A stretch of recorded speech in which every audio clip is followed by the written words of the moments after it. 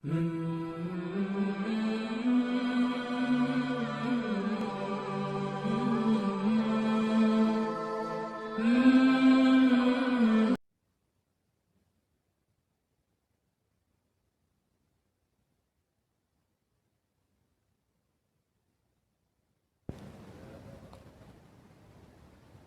العالمين نحمده ونستعينه ونستغفره ونعوذ بالله من شرور أنفسنا ومن سيئات أعمالنا من يهده الله فلا مضل له ومن يضلل فلا هادي له أشهد أن لا إله إلا الله وأشهد أن محمدا عبده ورسوله وخليله وصفيه لا نبي ولا رسول بعده اللهم علمنا ما ينفعنا وانفعنا بما علمتنا وارزقنا علما رب اشرح لي صدري ويسر لي أمري واحلل عقدة من لساني يفقهوا قولي ثم أما بعد. Puji syukur alhamdulillah pada pagi hari ini atas izin dan takdir Allah Subhanahu wa taala kita dipertemukan oleh Allah dalam sebuah pertemuan yang mulia, majlisul iman, taman dari taman-taman surga, majlis yang dinaungi oleh para malaikat, majlis yang diberkahi oleh Allah Subhanahu wa taala. Semoga Allah selalu memberkahi kita dan mengaruniakan kepada kita karunia yang besar, selalu diringankan untuk mengamalkan amalan saleh, diluruskan pemahaman kita terhadap agama ini dan dimudahkan kita oleh Allah Subhanahu wa taala untuk bisa mengamalkan sunnah-sunnah Nabi sallallahu alaihi wasallam. Jamaah yang dirahmati oleh Allah Subhanahu wa taala, kita akan melanjutkan pembahasan kitab Sahih Al-Bukhari. Di sini mungkin kita akan membahas pada kesempatan ini ada 4 bab, karena 4 bab ini saling keterkaitan, dan Al-Imam Al-Bukhari rahimahullah taala beliau terkadang itu mengurutkan bab, jadi ada kaitan antara bab yang satu dengan bab yang sebelumnya. Di sini beliau akan membuat bab qiyami lailatul qadri minal iman. Babu qiyami lailatul qadri minal iman. Bab qiyamu lailatul qadri. Lailatul qadr kita sudah tahu semua, salah satu malam yang Allah Subhanahu wa taala karuniakan, Allah khususkan kepada umat Muhammad yang tidak Allah berikan kepada umat-umat sebelumnya. Dan itu salah satu bentuk kasih sayang Allah kepada umat Muhammad sallallahu alaihi wasallam. Kita ini ummatul marhumah. Kata Nabi, umat Muhammad itu umat yang disayang oleh Allah Subhanahu wa taala. Di antara bentuk sayang Allah kepada umat Muhammad kepada kita, di mana kita hidup di dunia ini tidak terlalu lama hidup, supaya tidak terlalu lama capek di dunia. Karena hidup lama di dunia ini capek. Maka umur kita dibatasi oleh Allah hanya sekitar 60 sampai 70 tahun. Kemudian di waktu yang singkat Allah Subhanahu wa taala memberikan satu malam di mana satu amalan saleh di dalamnya dilipat gandakan oleh Allah Subhanahu wa taala, kama huwa ma'rufun ladaikum, sebagaimana sudah sama-sama kita tahu. Terkait dengan keimanan, coba kita perhatikan di sini bab yang dibuat oleh Al-Imam Al-Bukhari rahimahullah, agar kita mengetahui bagaimana para ulama kita ini memahami tentang definisi iman. Karena sekali lagi terkait dengan masalah keimanan ini, itu ketika seseorang memahami masalah definisi iman sudah menyimpang, maka itu akan berimbas kepada pemahaman terhadap dalil. Makanya ulama kita dari zaman dulu itu kebid'ahan yang paling besar yang mereka peringatkan umat ini adalah masalah kebid'ahan di dalam pemahaman masalah definisi iman, yaitu terkait dengan mereka-mereka yang sering disebutkan Jahmiyah, Mu'tazilah, kemudian ada Qadariyah, Jabariyah dan Khawarij dan seterusnya. Ini semua dibantah oleh Imam Al-Bukhari rahimahullah taala. Di antara yang dibantah oleh Imam Bukhari di antaranya adalah Murji'ah. Jadi Murji'ah ini jamaah sekalian dirahmati oleh Allah, itu mereka pemahamannya apa? Mereka mengatakan bahwa amalan saleh atau amalan zahir itu tidak termasuk bagian daripada iman. Dia itu hanya penyempurna. Jadi bagi mereka mengatakan kalau kita melaksanakan sholat itu tidak akan menambah iman. Kita meninggalkan sholat tidak akan mengeluarkan kita dari agama, karena amalan zahir. Selama kita ini sudah mengucapkan syahadat dan yakin, itu sudah cukup menjadi modal untuk masuk surga. Kemudian adalah kelompok Jahmiyah. Kelompok Jahmiyah ini justru mengatakan bahwa cukup seseorang itu yakin bahwa Islam agama yang benar, Nabi Muhammad adalah Nabi yang terakhir, udah sah imannya, sekalipun setelah itu dia berbuat maksiat atau tidak melakukan amalan kebaikan, kata mereka itu tidak akan mempengaruhi iman dan at-tasdiq, pembenaran yang ada di dalam hatinya. Maka ini sering diulang oleh Al-Imam Al-Bukhari rahimahullah, qiyamul lailatul qadri minal iman. Bab orang yang melaksanakan qiyamul lail fi lailatul qadri itu bagian daripada iman. Dari bab ini kira-kira orang yang melaksanakan solat itu amalan apa yang lebih dominan? Amalan zahir. Amalan zahir. Imam Bukhari mengatakan kita melaksanakan gerakan solat di malam Lailatul Qadar itu bagian daripada iman. Dan sempat kita bahas kalau tidak salah terkait dengan orang yang capek di saat melaksanakan ibadah. Capeknya seorang muslim secara umum, capek yang kita rasakan itu menghapus dosa. Capeknya kita itu menghapus dosa kita. Kalau capek kita ini bukan karena ibadah, tapi kalau capek kita, kata ulama rahimahullah, karena ibadah, seperti capek kita qiyamul lail, itu dia menghapus dosa dan juga melahirkan pahala. Tapi kalau sekedar capek habis main sepeda, habis sepak bola, habis jalan-jalan, itu otomatis menggugurkan dosa-dosa kecil, tapi dia tidak melahirkan pahala. Kenapa? Karena capek kita lahir dari perbuatan atau pekerjaan atau aktivitas yang sifatnya bukan ibadah. Tapi kalau kita ini capek karena melaksanakan ibadah, maka dia dua, satu melahirkan pahala, juga menggugurkan dosa. Jadi seluruh yang melahirkan pahala itu masuk dalam kategori iman. Di sini Imam Al-Bukhari rahimahullah mengeluarkan hadis Abu Hurairah radhiyallahu anhu, Rasulullah bersabda, "Man yaqum lailatul qadri imanan wa ihtisaban, ghufira lahu ma taqaddama min dhanbihi." Barang siapa yang melaksanakan qiyamul lail di malam Lailatul Qadar imanan, penuh dengan keimanan, dia melaksanakan itu karena iman kepada Allah, wa ihtisaban, dan mengharap pahala dari Allah, maka akan diampuni dosa-dosanya yang telah lalu. Di sini di awal hadis itu Nabi SAW menggunakan fi'il mudhari. Fi'il mudhari itu fi'il yang menunjukkan kepada sesuatu yang sedang atau yang akan terjadi. Kata ulama rahimahullah, kenapa Nabi SAW menggunakan fi'il atau kata kerja yang sifatnya akan terjadi, bukan fi'il madhi? Karena tidak semua orang Allah Subhanahu wa taala mudahkan dia untuk mendapatkan Lailatul Qadar. Maknanya tidak semua orang bisa melaksanakan qiyamul lail di malam Lailatul Qadar. Apalagi Lailatul Qadar itu dirahasiakan oleh Allah Subhanahu wa taala, sekalipun dirahasiakan di waktu yang tertentu 10 terakhir. Tapi tidak semua orang mendapatkan. Di sini ada kalimat iman. Kenapa kata ulama rahimahullah taala Nabi SAW menyebutkan iman?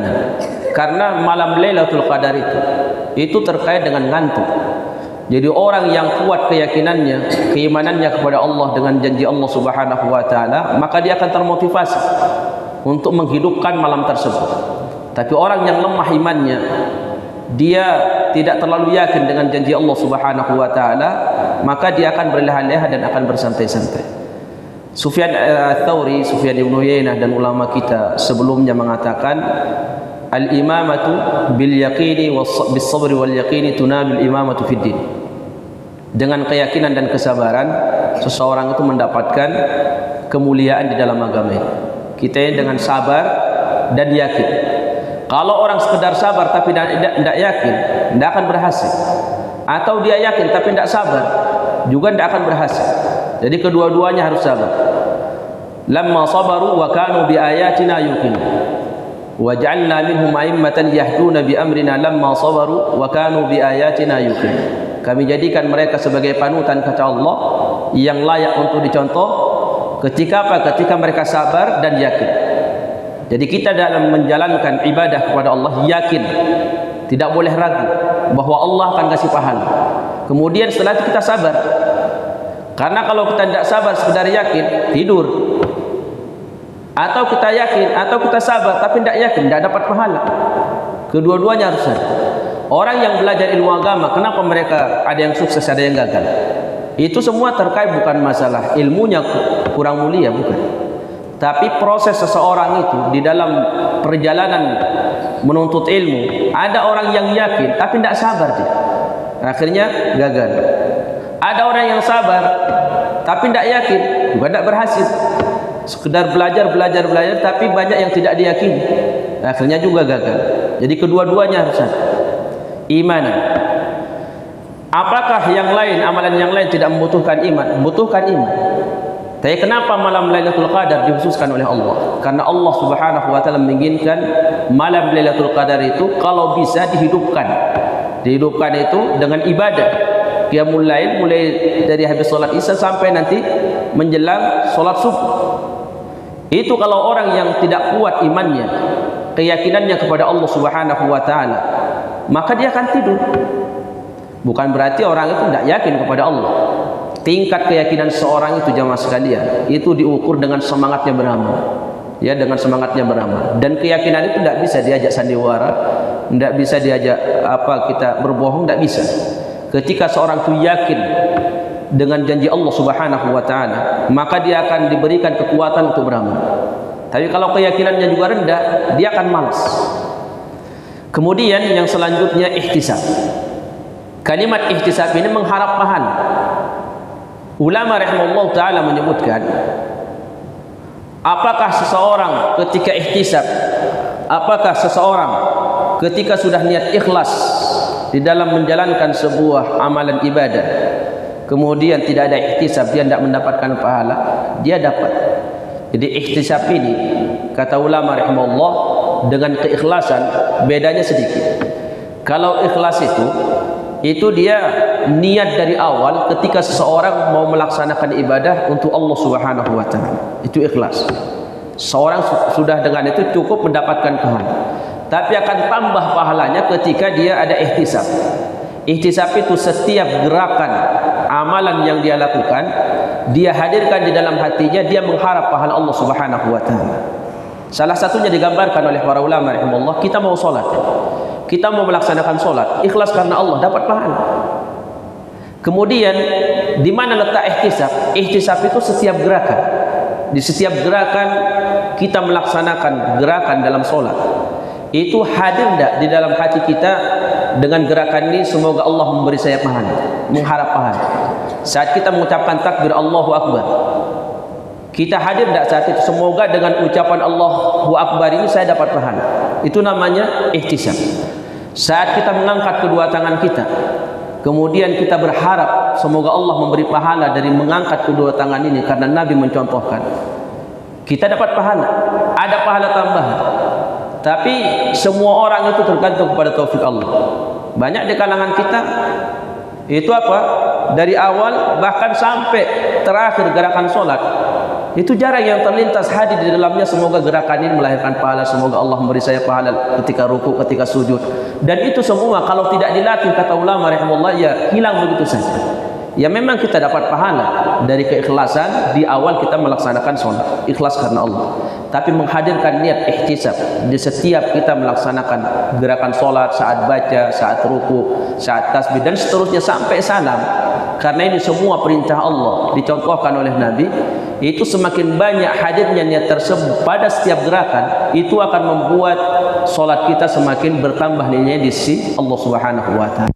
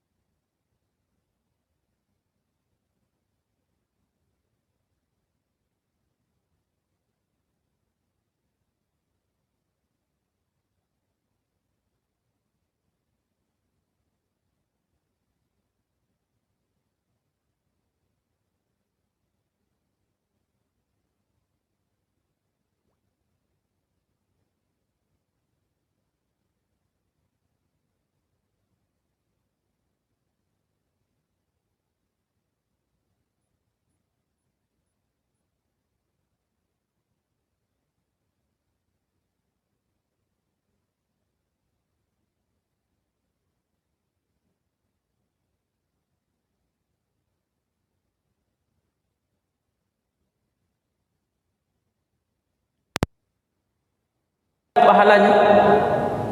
Kita melaksanakan sholat, waktu sholat ria, kembali tidak pahalanya?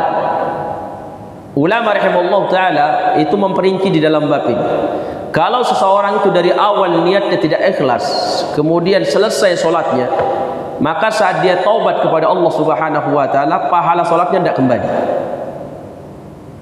Tapi kalau dia itu di awalnya ikhlas melaksanakan ibadah sholat, kemudian di pertengahan ria, setelah itu dia taubat kepada Allah, kembali pahala ibadahnya. Jadi dibutuhkan bagi seorang itu untuk taubat kepada Allah. Melaksanakan satu ibadah. Kemudian dia masalahnya, ini saya bertempat ini karena waktu kita terbatas. Babul jihad minal iman. Imam Bukhari membuat di bawahnya jihad bagian daripada ini. Jihad di sini yaitu memerangi orang kafir. Ya, jihad di sini memerangi orang kafir. Nah, dari tema ini mungkin ada faedah yang bisa kita ambil. Di antaranya adalah banyak ilmu yang kita pelajari ini yang tidak bisa kita amal, ya, atau belum pernah kita amal, atau kita mungkin tidak ada bayangan untuk bisa mengamal. Salah satunya adalah perang. Kalaupun ada bayangan, mungkin jauh. Kalau sahabat di zaman Nabi, ini untuk perang ini, untuk terwujudnya, yang mudah untuk diamal. Tapi saat ini mungkin kita agak jauh. Jadi amalan, ada ilmu di mana seorang muslim itu dia tidak bisa mengamalkan, entah karena kondisi atau karena zaman atau karena apa. Tapi saat kita mempelajari sebuah ilmu yang terkait dengan amalan tertentu yang di mana kita tidak bisa mengamalkan, apakah kita tidak dapat pahala? Dapat kita pahala. Pahala mencari ilmu, pelajari ilmu itu sendiri. Kata Imam Bukhari, al-jihad minal iman. Perang itu bagian daripada itu. Kalau kita ditanya orang yang perang itu lebih dominan ke amalan apa? Amalan lisan, apa amalan hati, atau amalan Allah? Dia amalan Allah. Gerak dengan kaki, dengan tangan, itu amalan Allah. Orang yang capek di dalam peperangan itu ibadah. Jadi kadang-kadang la yusibuhum dhama'un wa la nasabun wa la mafasatun fi sabilillah illa kutiba lahum bihi amalun shalih. Kata Allah di dalam Al-Quran surat Taubah, tidaklah mereka Rasulullah dan para sahabat ketika perang ketika capek, kehausan, kelaparan kecuali akan dicatat sebagai amal saleh. Ini dijadikan dalil oleh para ulama rahimahullah, capeknya seorang muslim karena melaksanakan ibadah itu amal saleh. Tapi capeknya seorang muslim karena hal yang lain bukan ibadah, seperti yang tadi kita sebutkan, itu hanya menggugurkan dosa-dosa kecil yang kita lakukan. Apa hubungan di sini Imam Bukhari setelah dia mengeluarkan bab terkait dengan sholat malam Lailatul Qadar bagian daripada iman, kemudian setelah itu jihad bagian daripada iman, ini hubungannya kata ulama rahimahullah, Imam Bukhari ingin menjelaskan bahwa sebagaimana orang yang melaksanakan qiyamul lail sholat di malam Lailatul Qadar itu amalan lahirnya, itu bagian daripada iman, capeknya dia qiyamul lail itu sama dengan orang yang berperang. Mungkin kalau kita dengar kalimat perang, ya itu menakutkan karena kaitannya dengan nyawa. Tapi kalau kita tanya, ya kata ulama Allah, tanya orang yang mungkin pernah perang sama orang kafir, bagaimana perasaan mereka? Ternyata jemaah sekalian dirahmati oleh Allah, peperangan ini, orang yang perang, amalan perang ini, itu ada hikmahnya bagi orang muslim, ada hikmahnya bagi orang kafir. Apa hikmahnya bagi orang kafir? Orang kafir yang terbunuh di medan perang itu rahmat bagi dia, dan orang kafir yang lewat peperangan dia masuk Islam itu lebih rahmat dari besar. Maka Nabi sallallahu alaihi wasallam di hadis yang diriwayatkan oleh Imam Bukhari mengatakan, "Ajiballahu min aqwam." Allah heran dengan sebuah kaum yadkhuluna al-jannata fi salasil. Mereka itu masuk surga dengan belenggu. Apa maknanya? Maknanya adalah ketika mereka diajak oleh Nabi untuk masuk Islam dengan bicara mahmud, kemudian diiming-imingi surga, kemudian dikasih tahu oleh Nabi SAW tentang dasarnya adab neraka. Mereka tidak tertarik. Akhirnya diperangi. Setelah diperangi ditawan. Setelah ditawan, baru mereka mikir, baru tertarik dengan Islam. Dan itu banyak di zaman sahabat. Di antaranya Jubair bin Mut'im radhiyallahu anhu. Beliau mengatakan, ketika saya jadi tawanan di perang Badar, kata beliau, pertama kali itu saya mendengar Nabi sholat maghrib membaca surah Al-Qur'an. Kemudian beliau mengatakan di situ, awwal iman waqara fi qalbi. Itu pertama kali iman menyentuh hati saya. Itu ketika dia mendengar Rasulullah baca surah Al-Qur'an di sholat maghrib, beliau dalam keadaan tertawa. Akhirnya setelah itu dia masuk Islam. Lewat apa? Lewat tawanan, lewat belenggu. Jadi banyak orang, para sahabat, ya orang kafir di zaman Nabi itu masuk Islam lewat peperangan. Karena apa? Karena peperangan ini kata para ulama cambuk Allah Subhanahu wa taala. Cambukan. Terkadang orang itu dicambuk baru dia mau masuk Islam. Ada orang yang dipaksa untuk masuk surga. Kenapa? Karena kalau hati ini sudah banyak maksiat, mengangkat, itu sama seperti karpet. Kata ulama sama seperti karpet yang sudah bertahun-tahun tidak pernah dipakai, debunya itu nempel menyatu dengan karpet. Kira-kira cukup tidak sekedar untuk dipakai sapu? Tidak cukup. Untuk menerbangkan, membersihkan karpet itu harus pakai kekerasan. Dia harus diangkat kemudian dipukul dari belakang supaya terbang. Supaya terbang apa?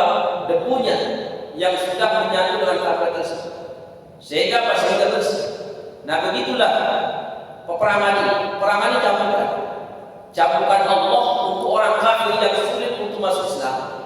Itu dicampur dengan apa? Dengan peperangan. Nah itu hikmahnya bagi orang kafir. Peperangan luar biasa.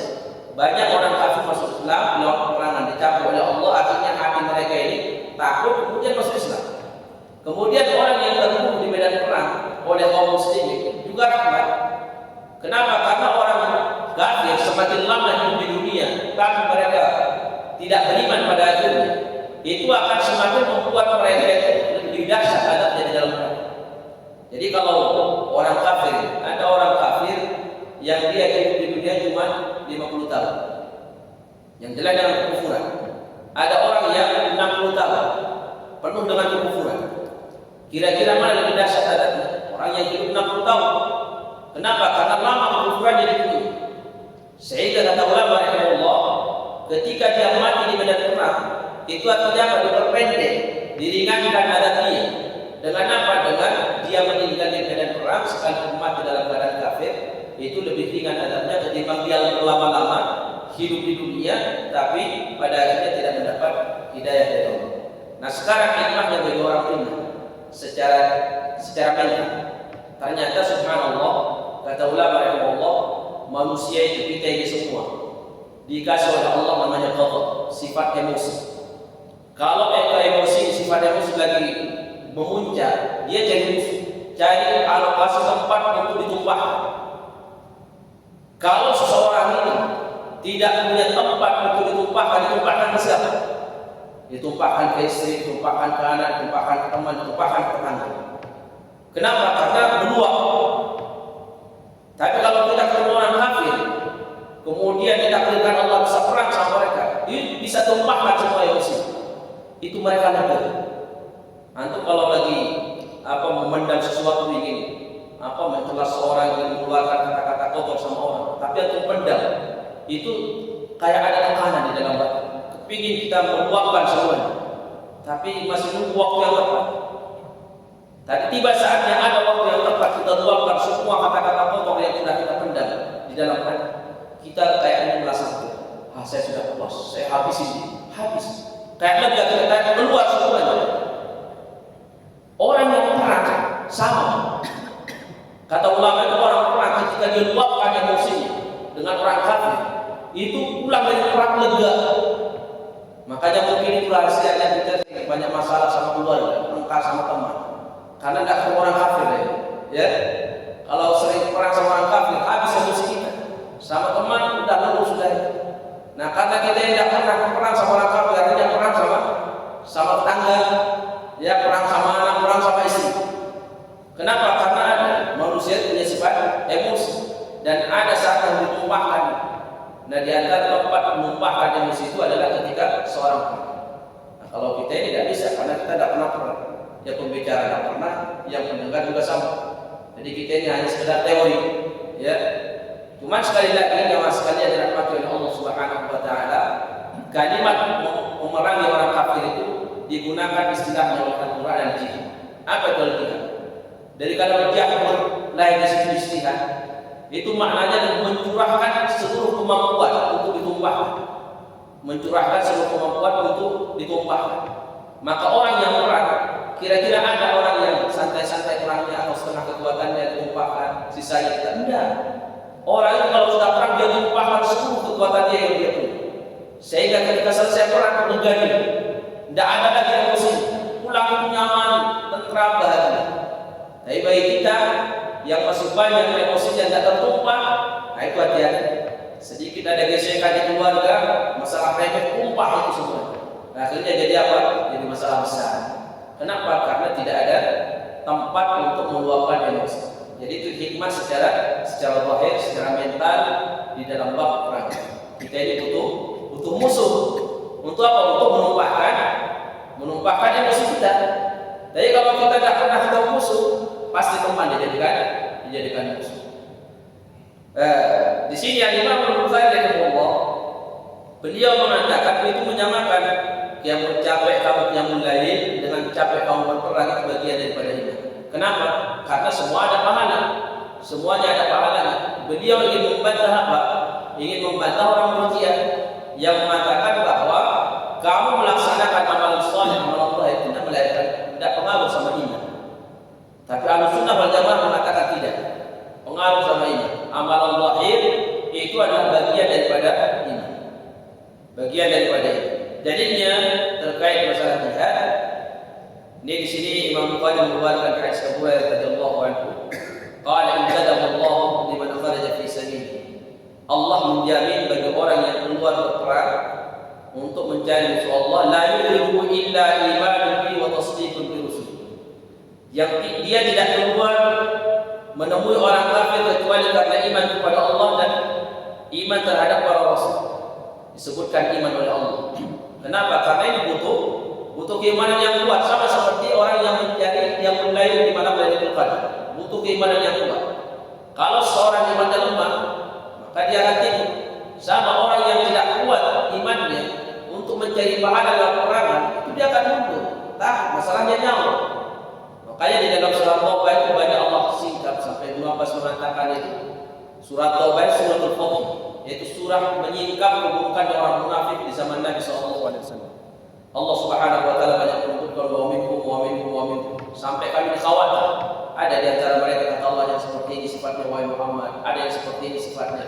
Sampai Ibnu Abbas mengatakan kami khawatir jangan-jangan kami kena. Itu di dalam surat Taubah disingkap oleh Allah Subhanahu wa taala bagaimana orang munafik itu di zaman Nabi takut untuk ikut perang, nyawa masalah. Tidak bisa orang main-main. Kalau sholat orang munafik itu mau bermain, sama orang beriman, sholat, ikut zakat, puasa. Kenapa? Nyawa tidak terancam.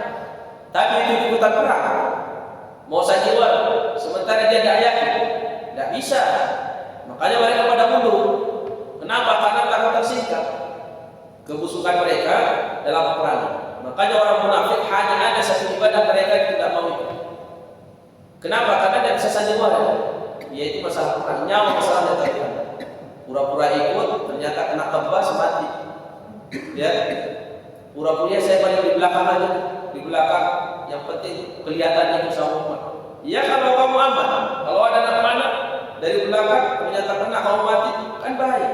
Makanya mereka takut. Tapi kalau sholat mereka ikut semangat. Ya, puasa juga semangat. Kenapa? Karena nyawanya tidak terancam. Udah dia sandiwara.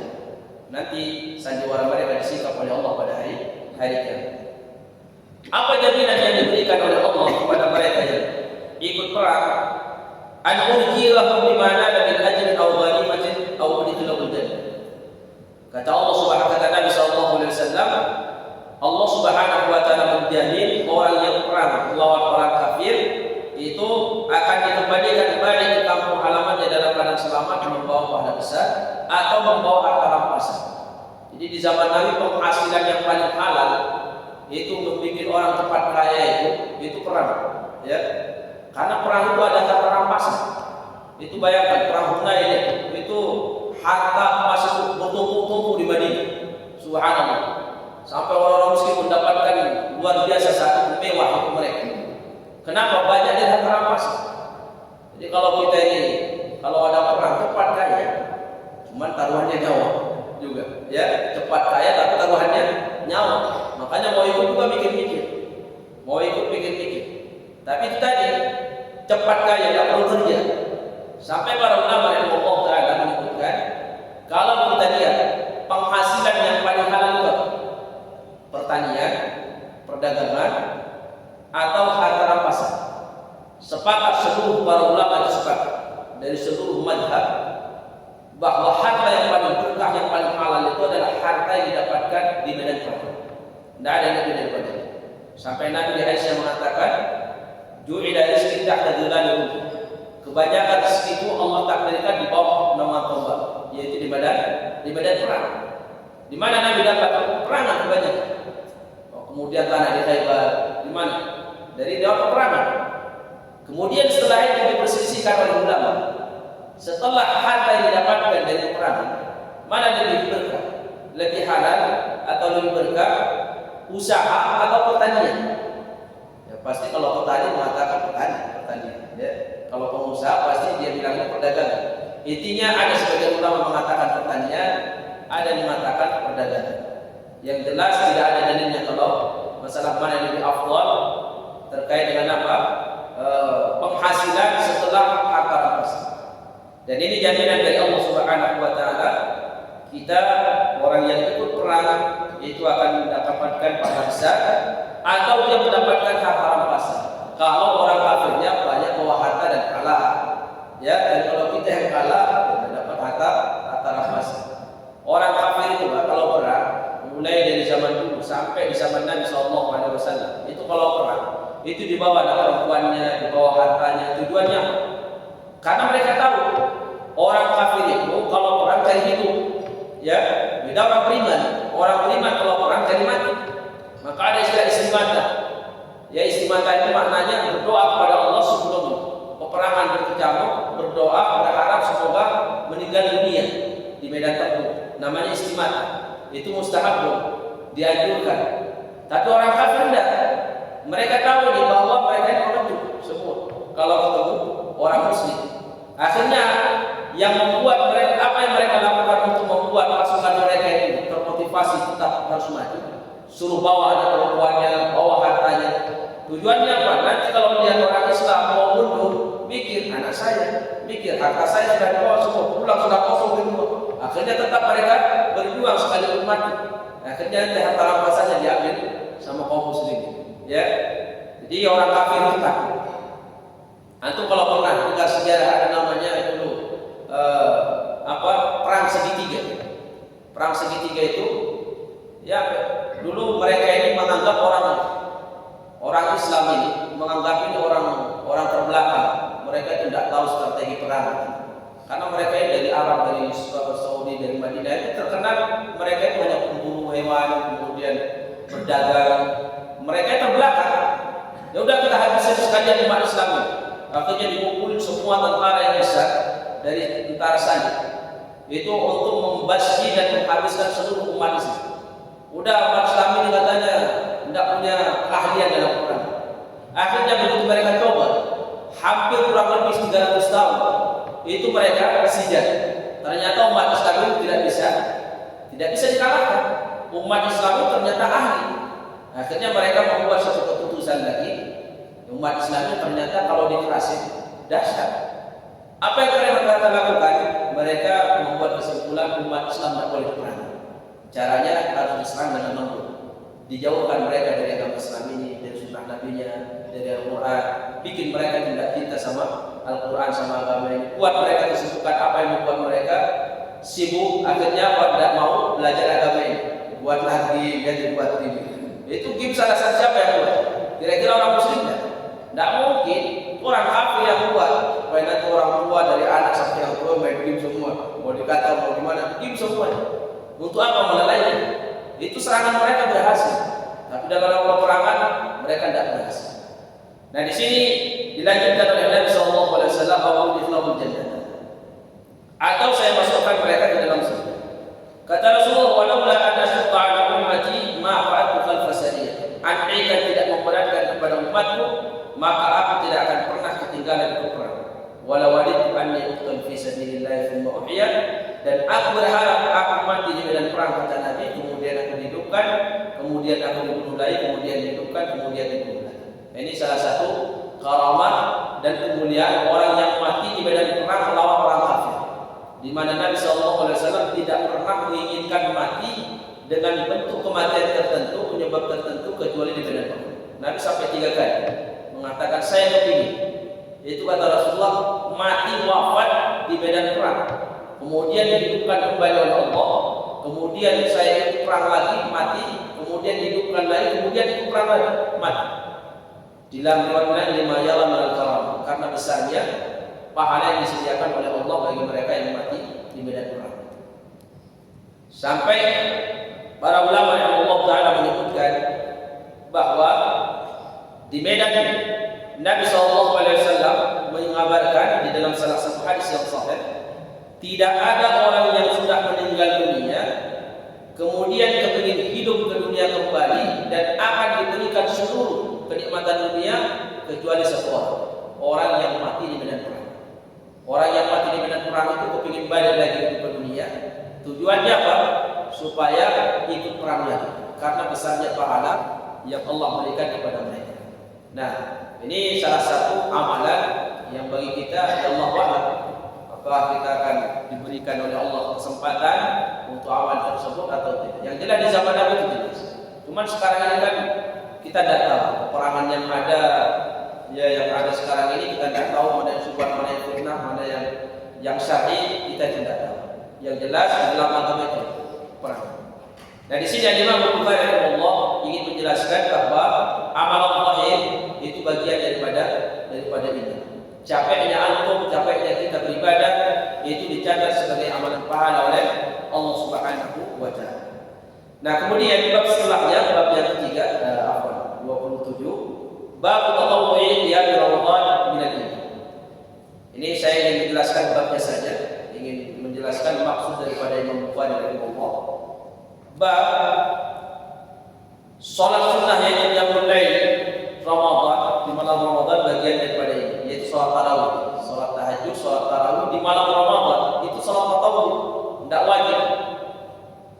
Di sini beliau mengatakan tatawwu qiyam Ramadan min al-iman. Salat sunnah, salat tarawih di malam Ramadan itu bagian daripada ini. Kenapa ini diangkat masalah ini oleh Imam Bukhari? Karena ternyata ada sebagian kelompok yang mengatakan bahwa amalan yang masuk dalam definisi iman itu hanya amalan yang diwajibkan, hanya amalan yang diwajibkan, al-faraid yang diwajibkan saja. Sementara amalan sunnah tidak. Sehingga Imam Bukhari mengangkat masalahnya, pemahaman ahli sunnah wal jamaah mulai dari sahabat tabi'in bahwa seluruh amalan soleh, amalan zahir, baik yang sifatnya wajib atau yang sifatnya sunnah, dakhilun fi musamma iman, masuk dalam definisi al-iman. Maka sering ulama kita mengatakan al-iman qaulun wa amal. Iman itu ucapan dan perbuatan dan amalan, amalan hati, amalan lisan. Ucapan hati, ucapan lisan, mencakup tiga-tiganya. Nah, ulama sekarang ini kemudian meringkas atau mempermudah dengan istilah iman itu apa yang amalan hati, amalan lisan, sama amal Allah. Nah, jamaah sekalian dirahmati oleh Allah Subhanahu wa Ta'ala, memahami definisi iman sesuai dengan mazhab para ulama salaf rahimahullah atau Ahlussunnah wal Jamaah, para sahabat, tabi'in dan tabi'in, itu akan membuat seorang muslim yaitu ketika beramal dia maksimal. Tapi ketika kita sudah tidak paham tentang definisi iman, maka kita itu akan banyak menyelisih dalil. Kenapa? Karena banyak dalil, kalau kita salah memahaminya, bagaimana ulama salaf kita memahami, maka pasti dalil juga akan salah kita paham. Maka pentingnya kita untuk mengetahui ulama salaf kita bagaimana memahami sebuah permasalahan. Karena di dalam Al-Quran Allah menyebutkan apa? in amanu bimithli ma amantum bihi faqad ihtadaw. Wahai Muhammad, kalau mereka ini sudah beriman seperti yang kamu imani dan para sahabat, faqad ihtadaw, maka sungguh mereka mendapatkan hidayah. Artinya siapa rujukannya? Harus ada rujukan merujuk kepada ulama sebelum itu, karena mereka lebih alim, lebih faham dan lebih semangat untuk beramal, yaitu para sahabat, tabi'in, tabi'ut tabi'in. Jadi istilah para ulama rahimahullah, agama kita dibangun di atas Quran, di atas hadis, sesuai pemahaman yang benar. Pemahaman yang benar rujukannya kepada siapa? Ya generasi awal. Karena mereka saat memahami agama ini lepas dari hawa nafsu, dari rasa takut dan ta'assub dan yang lain, murni karena Allah Subhanahu wa taala. Waktunya habis. Masih ada? Hah? Sampai jam 6. Alhamdulillah. Baik. Kemudian selanjutnya saya lagi ke babnya aja karena hadisnya masuk. Jadi kita bahas bab yang dibuat oleh Imam Al-Bukhari. Bab shaum Ramadan ihtisaban min al-iman. Bab puasa Ramadan mengharap pahala dari Allah Subhanahu wa taala, bagian daripada iman. Puasa juga kalau kita baca dalil-dalilnya itu rata-rata ada ihtisab. Kenapa ada ihtisab? Qiyamul lail Ramadan ihtisab. Kemudian Lailatul Qadar ihtisab. Puasa ihtisab. Kenapa? Karena ini berat. Karena berat. Orang yang puasa menahan lapar itu berat. Sehingga apa? Sehingga perlu ihtisab supaya rasa lapar itu terasa ringan. Ketika orang ihtisab, maka itu akan terasa ringan. Tapi kalau dia tidak ada ihtisab, itu berat. Itu yang dipikir terus kapan buka, ya, ini sudah haus, sudah lapar. Tapi kalau dia ihtisab, semakin dahsyat rasa hausnya, semakin berat rasa laparnya. Ada ihtisab, semoga dengan lapar ini Allah memberikan saya pahala besar. Haus lagi terasa, semoga Allah Subhanahu wa taala memberikan saya pahala yang besar. Jadi itu terasa ringan semua. Semakin berat semakin gembira. Kenapa? Karena ada ihtisab. Ini bukan berarti kemudian bahwa amalan soleh yang lain tidak butuh ihtisab, bukan. Cuma yang ditekankan ihtisab karena perbuatan ini berat. Orang yang puasa menahan lapar itu berat. Jadi jangan sampai sia-sia amalan kita yang berat ini kemudian tidak ada pahalanya di sisi Allah Subhanahu wa taala. Saya ingin menyebutkan urutan yang dibuat oleh Imam Bukhari, ya. Imam Bukhari coba lihat di sini, dia membuat 2 bab. Sebelumnya amal zahir, yaitu masuk dalam definisi iman. Kemudian amal zahir yang mana? Apakah sekedar yang wajib? Tidak, sampai yang sunnah pun itu dalam definisi iman, masuk dalam definisi iman. Kemudian yang ketiga, yang selanjutnya yang terakhir tadi saya sebutkan, bab puasa di bulan Ramadan mengharap pahala bagian daripada ini.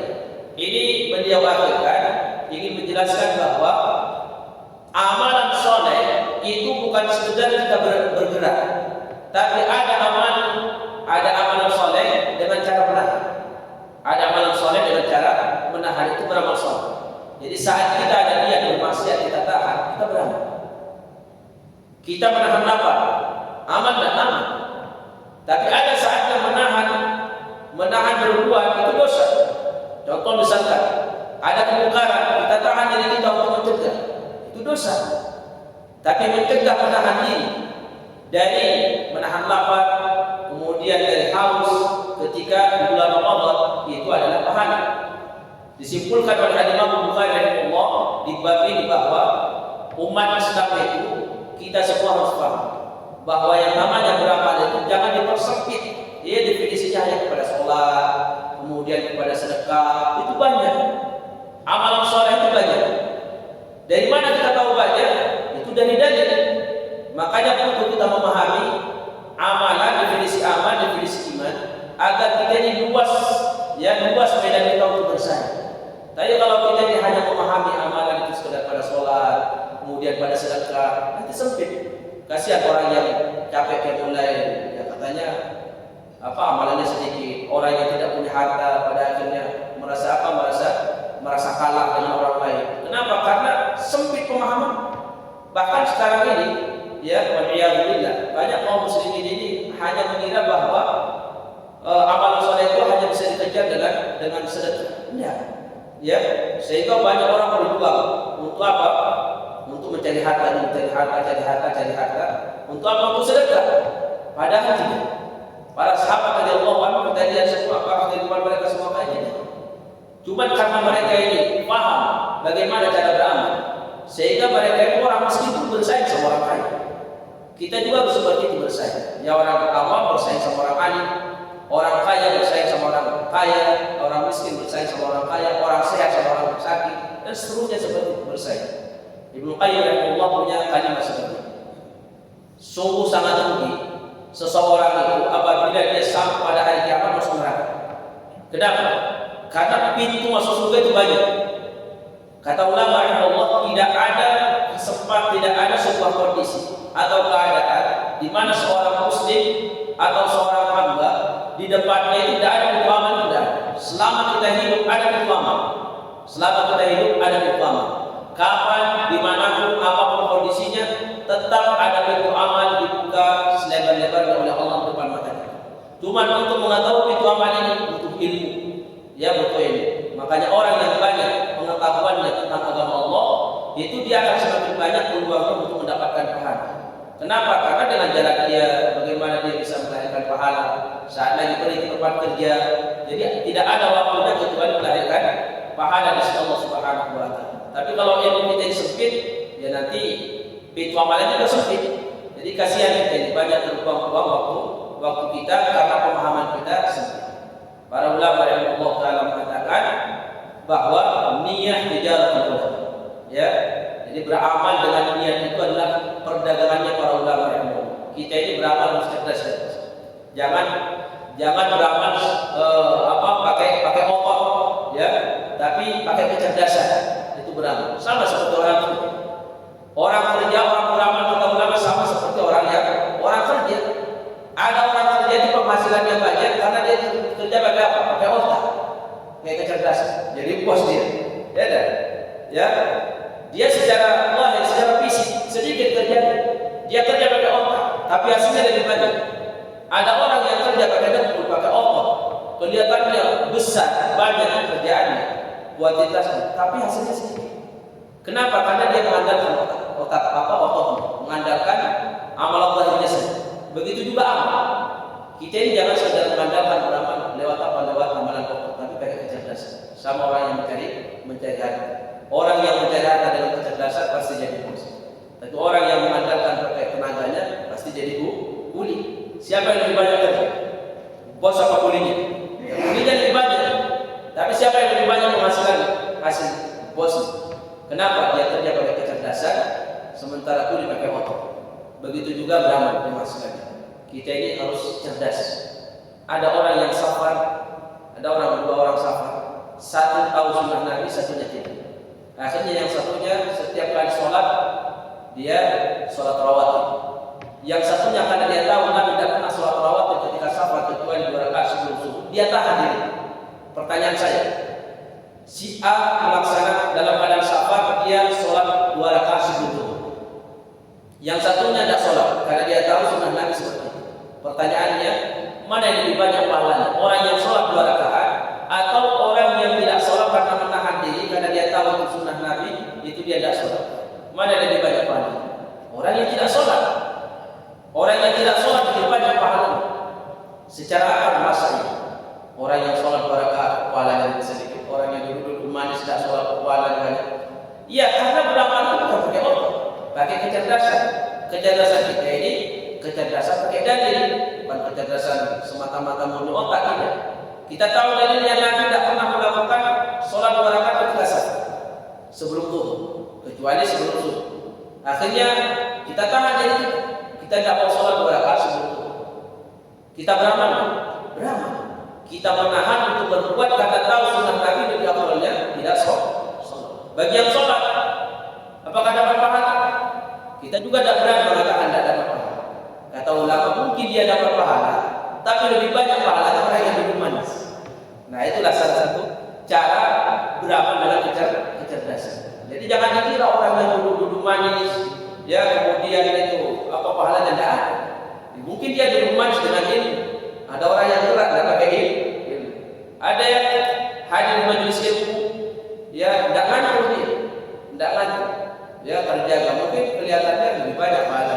Tapi yang tidur-tiduran mungkin kelihatannya tidak dapat pahala. Oh belum tentu. Jangan-jangan orang yang tidak terjaga karena banyak masalah mikir di luar, akhirnya tidak ketiduran kan. Dikirain orang yang fokus mendengarkan kajian sementara banyak masalah, akhirnya tidak bisa tidur. Yang tidur di majelis ilmu tadi malam karena dia mulai dia tahan dirinya tetap bersih. Mana lebih banyak pahala yang tidur. Barakallahu fiikum, jazakumullah khair. Baik, kita ada pertanyaan sebelum saya tutup. Nah,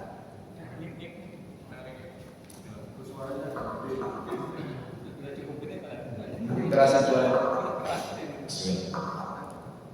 Terima kasih. Ada 3 pertanyaan. Masya Allah. Ini jawab pertanyaan. Ya, perihal perang tadi. Saya kurang jelas tadi mengenai kaum kafir pun mendapatkan rahmat, mendapatkan kelebihan dari Allah. Saya tidak tahu apa yang didapat dari mereka, karena mereka kafir. Sementara kita melawan mendapatkan lebih dua. Sepertinya kita katakan 2 kali. Gimana? Mengenai rahmat dari kaum kafir, pada saat perang dia mendapatkan rahmat juga. Itu mungkin penjelasan saya. Itu pertama. Yang kedua mengenai hadis yang Rasulullah katakan bahwa dia ingin orang wafat dihidupkan kembali untuk berperang, wafat dihidupkan untuk berperang. Apakah itu bila dibandingkan dengan sekarang di Palestina, banyaknya saudara kita yang meninggal wafat, tapi dia tidak berperang, hanya dampak dari perang. Apakah itu bisa dikategorikan sebagai tadi hadis yang lebih tinggi, mendapatkan rahmat dari Allah, pahala dari Allah? Itu yang kedua. Yang ketiga mengenai di luar dari konteks saat ini, tadi kalau masalah Ustaz membacakan surat ayat sajadah, tapi kita tidak melakukan sunnah, apa benar tidak tadi? Apakah ada cerita kisah Rasulullah pada saat Rasulullah membacakan ayat sajadah tidak melakukan sujud tilawah? Nah, ya Allah. Yang pertama kita tadi sampaikan bahwa lewat peperangan itu ada rahmat bagi orang beriman, ada rahmat bagi orang kafir. Bagaimana rahmat peperangan itu rahmat bagi orang kafir? Satu, kalau dia terbunuh lewat peperangan, itu maknanya dipercepat hidupnya.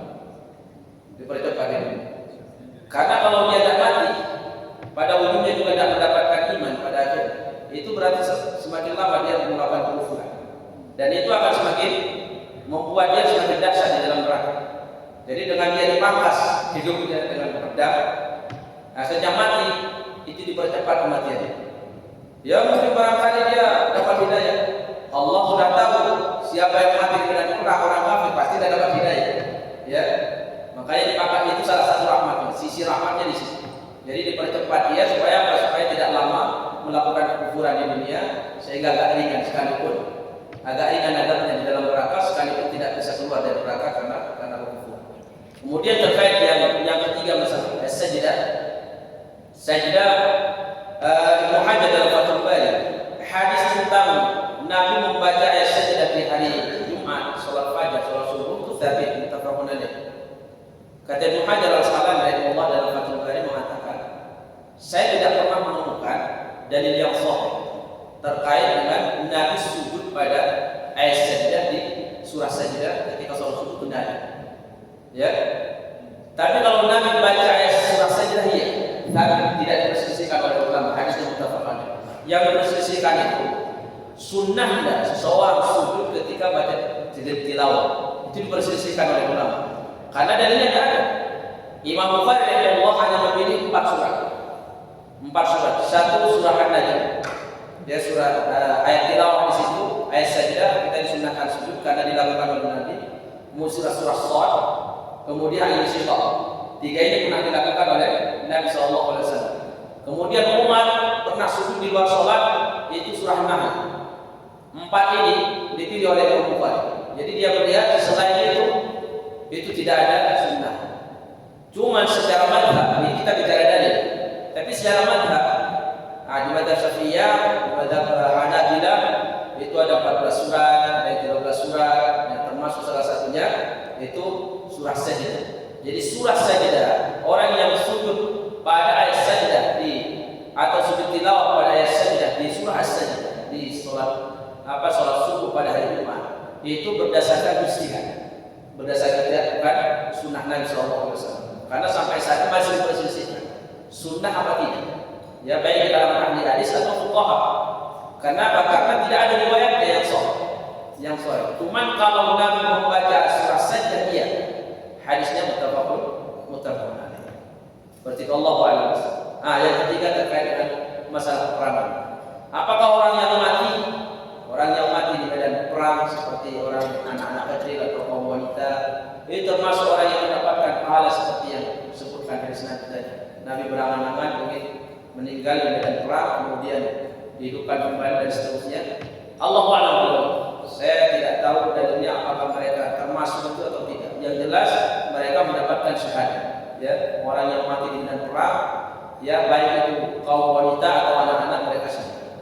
Cuman apakah sama? Yang jelas tingkatan syahid itu tidak sama. Ya, ada yang besar, ada yang rendah, ada yang ringan, ada yang berat, itu tidak sama. Ya. Nah, terkait dengan saudara-saudara kita di Malaysia seperti apa? Allahu a'lam. Ya, kita berharap semoga semua mendapatkan pahala syahid di sisi Allah Subhanahu wa taala. Dan semoga Allah tidak mengharamkan kita juga untuk mendapatkan pahala syahadah.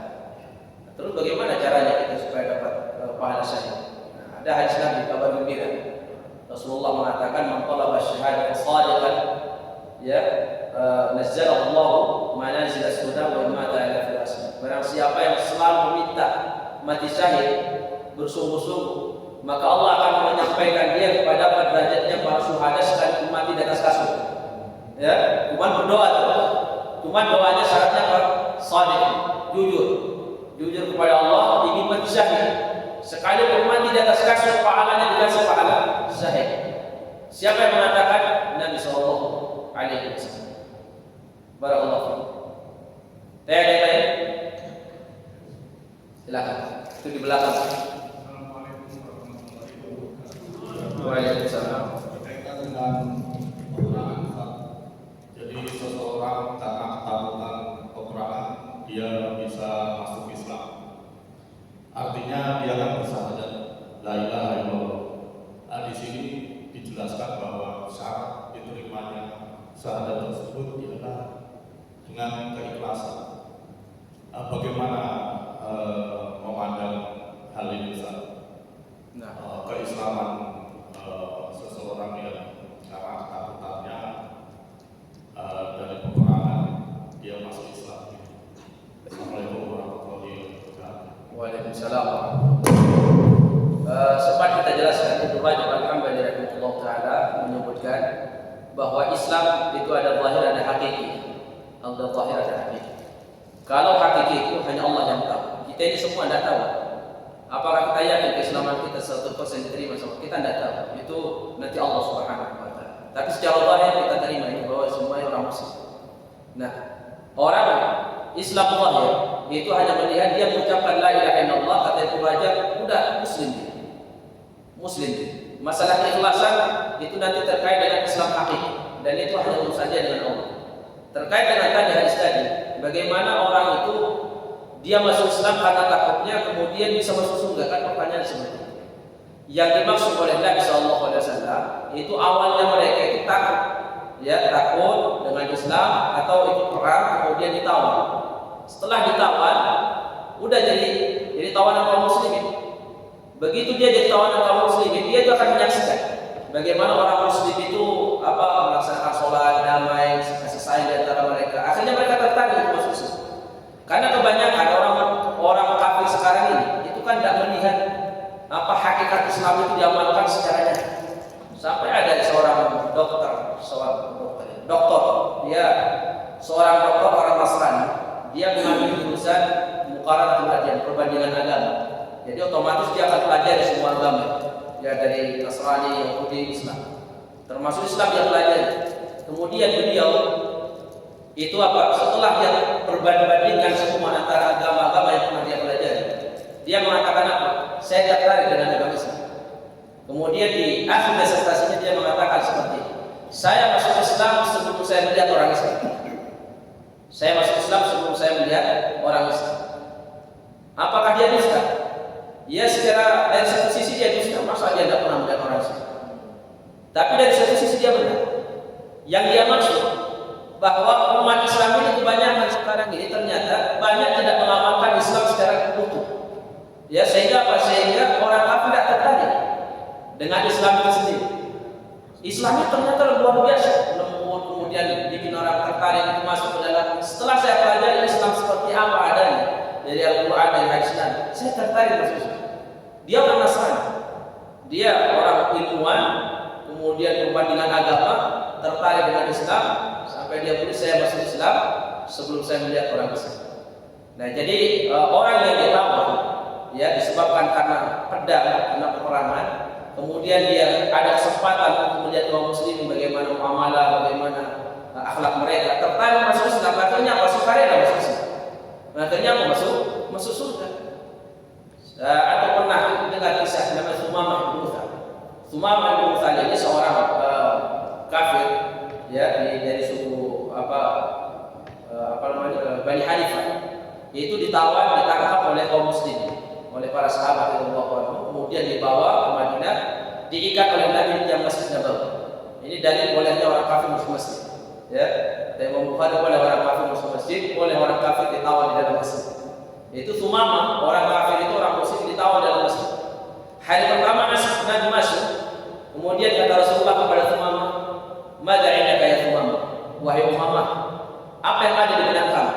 Kira-kira saya ini sebagai apa? Sebagai musuh kamu. Sekarang kamu berada di tangan saya. Kira-kira mau saya apain ya? Yang terlintas di benak kamu apa? Kata Sumama, ada tiga ya. Ada tiga wahai Muhammad. Satu, kamu akan membunuh saya. Kalau kamu membunuh saya kasih tahu, saya ini pemuka kaum saya, kepala suku. Kalau kamu membunuh saya, kamu puas, tapi kaum saya bisa akan balas dendam.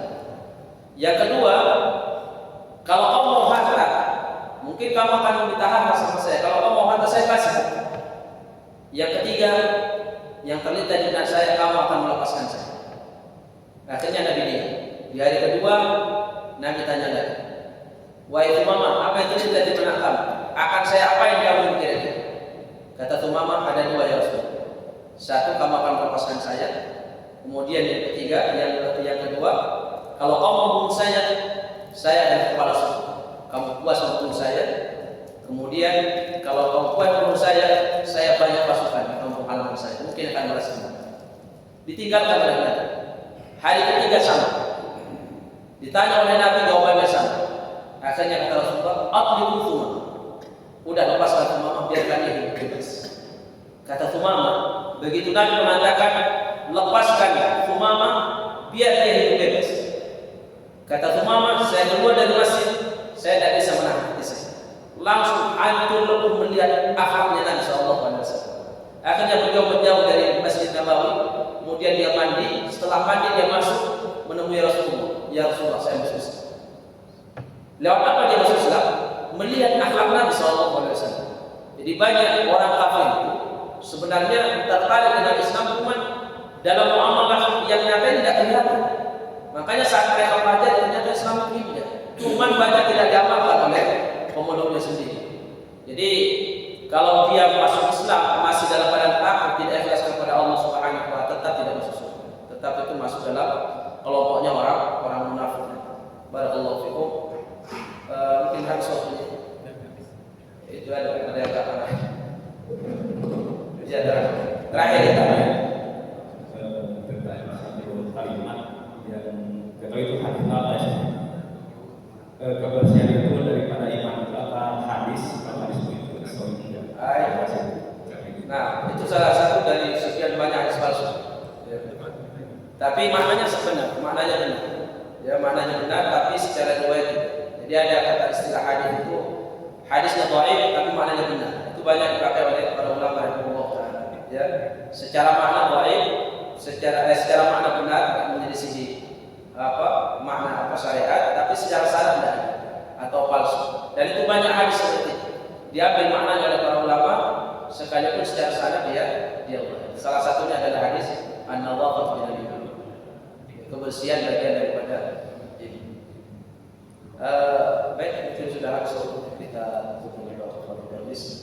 Subhanallah wa bihamdihi asyhadu an la ilaha illa anta astaghfiruka wa atubu ilaik.